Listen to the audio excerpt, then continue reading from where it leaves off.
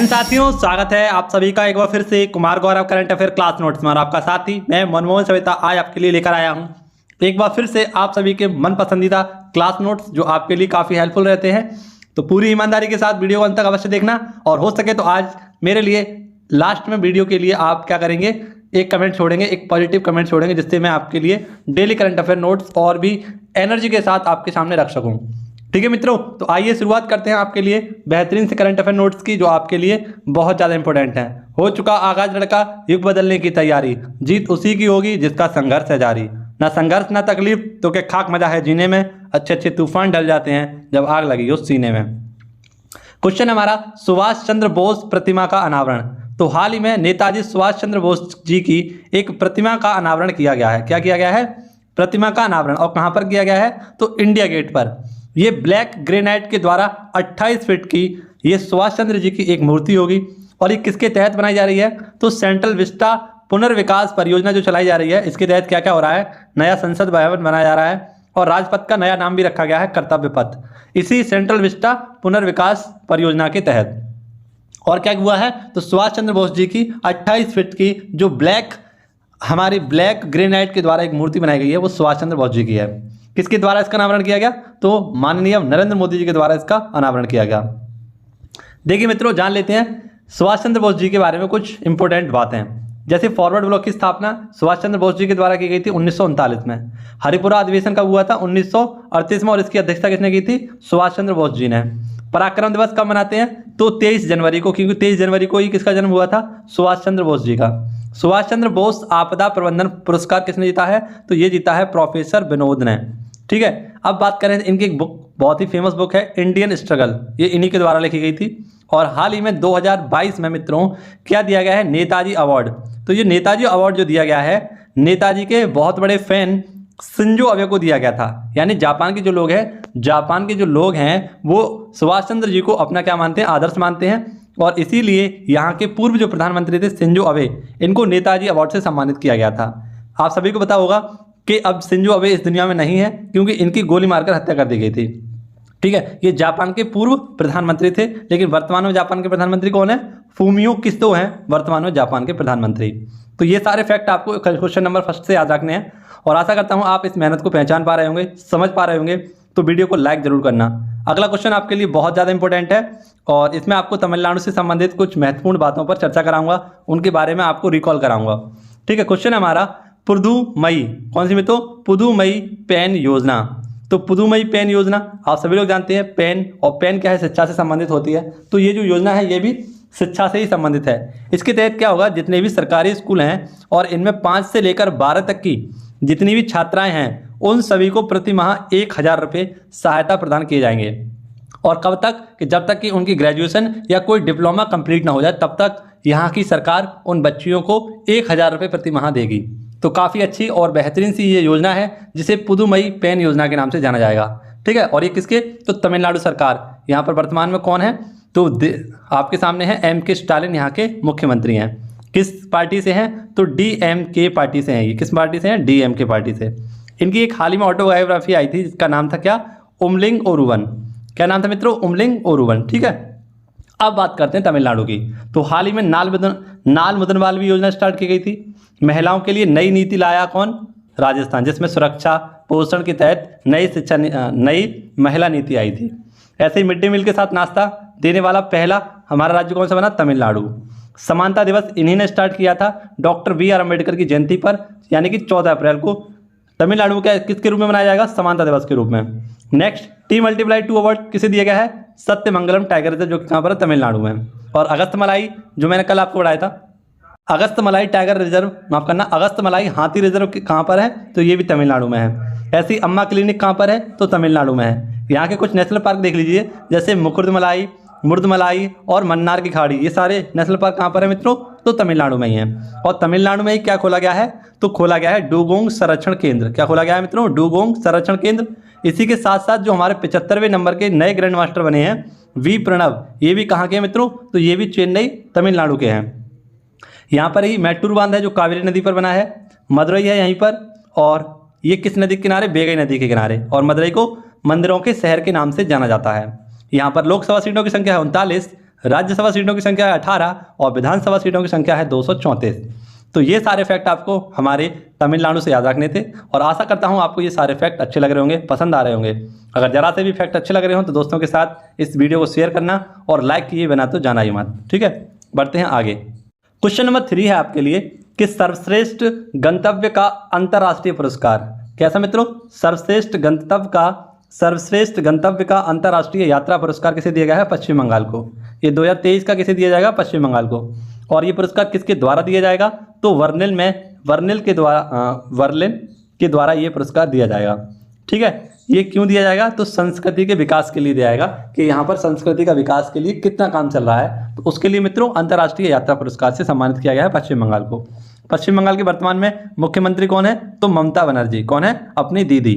ठीक है, और बात करें यहाँ पर वर्तमान में नए राज्यपाल कौन होंगे जिन्होंने किनका स्थान लिया है? जगदीप धनखड़ का। यानी जगदीप धनखड़ आप कौन बन गए हैं मित्रों? आप सभी को बताना चाहिए, ये भारत के उपराष्ट्रपति बन गए हैं। इससे पहले ये क्या थे? पश्चिम बंगाल के पूर्व राज्यपाल थे। ये 14वें नंबर के क्या बन गए हैं? उपराष्ट्रपति बन गए हैं। ठीक है, ऐसी हाल ही में आपको बताना चाहिए जो नवीनतम अमूर्त धरोहर बनी थी वो कौन सी थी? दुर्गा पूजा। और वैदिक तारामंडल ये कहाँ पर खोला जाएगा? मायापुर, वेस्ट बंगाल में। तो ये सारे फैक्ट आप सभी लोग क्वेश्चन नंबर 3 से याद रखेंगे। बढ़ते हैं नेक्स्ट क्वेश्चन की ओर और बहुत इंपॉर्टेंट क्वेश्चन है आज का हमारा क्वेश्चन नंबर 10। जो क्वेश्चन नंबर 10 है इसमें आपके कहीं ना कहीं आपसे एक क्वेश्चन पूछा जा सकता है। हालांकि पूरी वीडियो को मैंने आपके लिए इंपॉर्टेंट बना दिया है।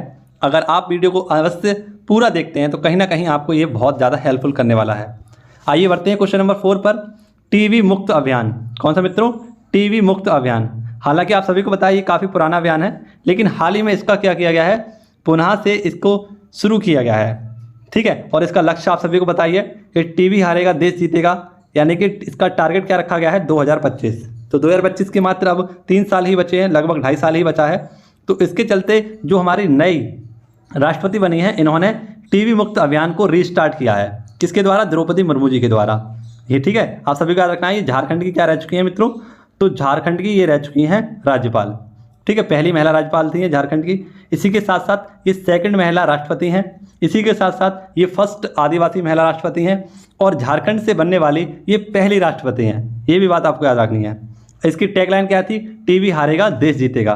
टीबी को हम क्या कहते हैं? क्षय रोग कहते हैं। और इसके रोकथाम के लिए निक्षय पोर्टल का शुभारंभ भी किया गया है। हालांकि निक्षय पोर्टल का पहले भी शुभारंभ किया गया था, लेकिन ये निक्षय पोर्टल 2.0 है जो किसके उन्मूलन के लिए है? तो टीबी के उन्मूलन के लिए है। टीबी का दिवस कब मनाते हैं? तो 24 मार्च को मनाते हैं। और इसका जीवाणु का नाम है माइक्रोबैक्टीरियम। क्या नाम है? माइक्रोबैक्टीरियम।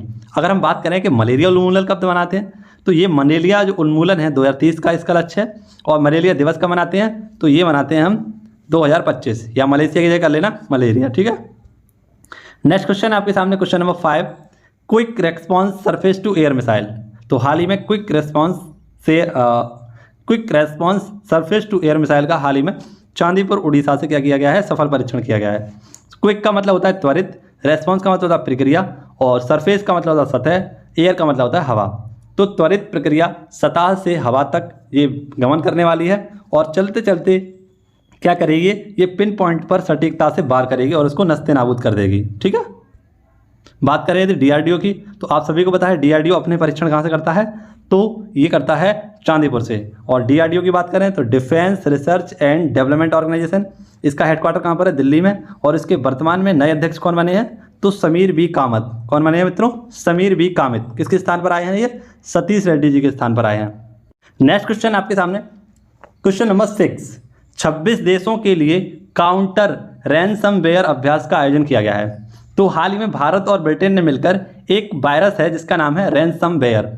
ये ऐसा वायरस है जो दुष्भावनाओं से बनाया गया है और किसी भी सॉफ्टवेयर को हानि पहुंचाने के लिए इसे बनाया गया है ना। ये क्या है? एक मालवेयर है। ठीक है, मालवेयर का मतलब ही होता है कि किसी भी चीज़ को गंदी नज़र से देखना या किसी भी सॉफ्टवेयर पर वार करना, है ना। तो इसके लिए 26 देशों की सहायता करने के लिए भारत और ब्रिटेन ने एक ऑनलाइन इसका आयोजन करके अभ्यास किया है कि किस प्रकार से इससे निजात पाया जा सकता है।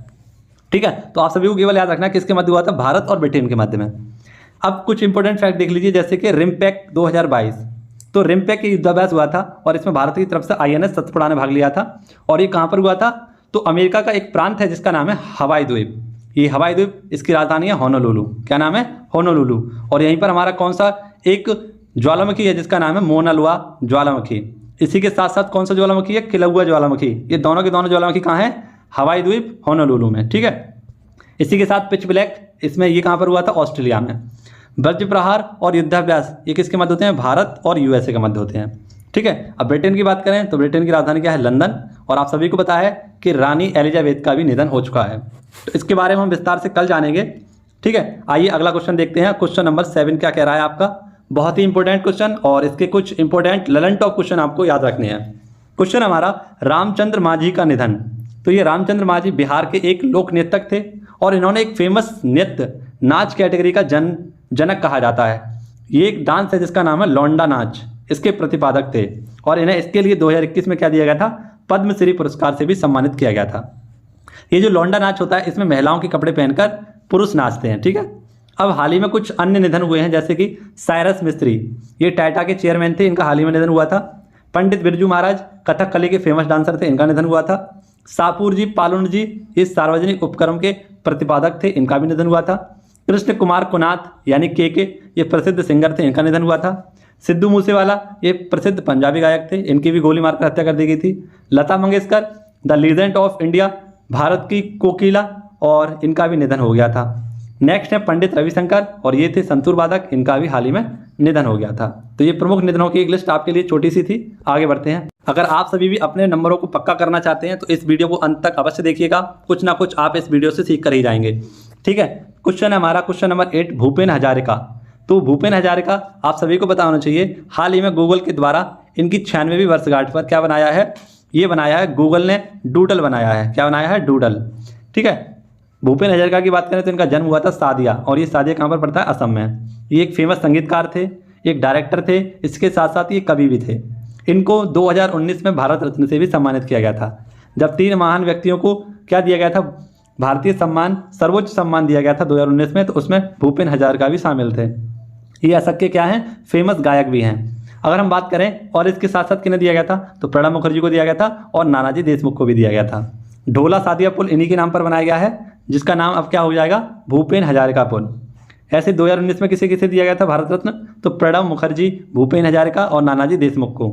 1954 में भारत रत्न की शुरुआत हुई थी, तो अब ये 3 व्यक्तियों को दिया गया था, सर्वपल्ली राधाकृष्णन, सीवी रमन और सी राजागोपालाचारी, इन तीनों को दिया गया था। बात कर रहे हैं यदि भारत रत्न की, तो अब तक कुल 48 व्यक्तियों को ये दिया जा चुका है, जिसमें से 5 महिलाओं को भारत रत्न से सम्मानित किया गया है। 5 महिलाएं कौन कौन सी हैं? तो सबसे पहले इंदिरा गांधी हैं, इसके बाद मदर टेरेसा हैं, इसके बाद आपकी अरुणा आसफ अली, इसके बाद MS सुब्बलक्ष्मी, और इसके बाद आती हैं आपकी लता मंगेशकर। तो इन 5 महिलाओं को दिया गया है भारत रत्न सम्मान। ठीक है। नेक्स्ट है पद्म विभूषण। तो हाल ही में आपको बताया पद्म विभूषण 4 लोगों को दिया गया था, राधेश्याम खेमका, प्रभा अन्ने, कल्याण सिंह और बिपिन रावत। ठीक है। इन 4 महान व्यक्तियों को दिया गया था। क्वेश्चन नंबर 9 आपके लिए उसी तरीका से इंपॉर्टेंट है जिस प्रकार से क्वेश्चन नंबर 10 आज का होने वाला है। इसे आप गौर से देखिएगा और सारे फैक्टों को नोट करिएगा। क्वेश्चन नंबर 9 है शिक्षक पर्व। तो शिक्षक पर्व हाल ही में शिक्षा मंत्रालय के द्वारा आयोजित किया गया था नई दिल्ली में, और इसमें क्या होगा? तो जो नई हमारी एजुकेशन पॉलिसी है उसको जागरूकता बढ़ाई जाएगी इसके लिए, और इसके साथ साथ शिक्षकों को भी सम्मानित किया गया है। बात आई है शिक्षा की, तो शिक्षा दिवस कब मनाते हैं मित्रों? आप सभी को पता है ये मनाते हैं हम 11 नवंबर को। राष्ट्रीय शिक्षक दिवस कब मनाते हैं? 5 सितंबर को। जबकि विश्व शिक्षक दिवस कब मनाते हैं? 5 अक्टूबर को। 5 अक्टूबर को हम क्या मनाते हैं? डॉल्फिन दिवस भी मनाते हैं। क्या बनाते हैं? डॉल्फिन दिवस भी मनाते हैं। इसी प्रकार से मैं बताऊं आपको कि 15 अक्टूबर को क्या मनाते हैं? तो हम छात्र दिवस मनाते हैं। ठीक है। हरियाली महोत्सव कहाँ मनाया गया? हाल ही में दिल्ली में मनाया गया था। शिक्षा किस सूची का विषय है? तो समवर्ती सूची का विषय है। विश्व शिक्षक दिवस 5 अक्टूबर को मनाया जाता है। न्यू एजुकेशन पॉलिसी का फॉर्मूला क्या है? 5 3 + 3 + 4, और कस्तूरी रंगन की समिति पर सिफारिश पर ये आई थी। बात करें यदि अंतर्राष्ट्रीय साक्षरता दिवस कब मनाते हैं, तो हाल ही में ये भी मनाया गया था 8 सितंबर को। राइट टू एजुकेशन एक्ट कब आया था? 2009 में। और इंटरनेशनल डे ऑफ एजुकेशन कब मनाते हैं? 24 जनवरी को। 24 जनवरी को हम क्या मनाते हैं? तो बालिका दिवस भी मनाते हैं। जबकि अंतर्राष्ट्रीय बालिका दिवस कब मनाते हैं? 11 अक्टूबर को। माफ करना, हाँ 11 अक्टूबर को मनाते हैं। ठीक है। और आज को हमारा क्वेश्चन है, क्वेश्चन नंबर 10 है, काफ़ी इंपॉर्टेंट है आप सबकी परीक्षाओं के लिए। क्वेश्चन है हमारा मानव विकास सूचकांक। तो मानव विकास सूचकांक है ना, इसे हम जानते हैं HDI के नाम से, ह्यूमन डेवलपमेंट इंडेक्स। इसे जारी कौन करता है? तो UNDP united nation development programme या यूँ कहें संयुक्त राष्ट्र विकास कार्यक्रम के द्वारा इसे जारी किया जाता है। इसका हेडक्वार्टर है न्यूयॉर्क यूएसए में। न्यूयॉर्क में ही आपका यूएनओ का हेडक्वार्टर है और न्यूयॉर्क में ही आपका यूएनडीपी का भी हेडक्वार्टर है। न्यूयॉर्क आपका यूएसए में पड़ता है और यूएसए की राजधानी है वाशिंगटन डीसी। इसकी शुरुआत कब भई थी? तो इसकी शुरुआत भई थी 1990 में। किस किस के द्वारा की गई थी? तो महबूब उल हक और भारत के अर्थशास्त्री अमर्त्य सेन के द्वारा की गई थी। ठीक है, ये महबूब उल हक पाकिस्तान के थे और अमर्त्य सेन हमारे हिंदुस्तान के थे। ठीक है, जो मानव विकास सूचकांक है इसमें 2 रिपोर्ट लाई जाती हैं। कौन कौन सी? तो HDI, इसके 3 आधार होते हैं, साक्षरता, जीवन प्रत्याशा और प्रति व्यक्ति आय। जबकि दूसरा हमारा होता है GII। कौन कौन सा? तो जेंडर इक्वलिटी इंडेक्स। ठीक है, लैंगिक असमानता सूचकांक। तो इसमें भारत की रैंक 122 है। कौन सी है? 122वीं रैंक है भारत की।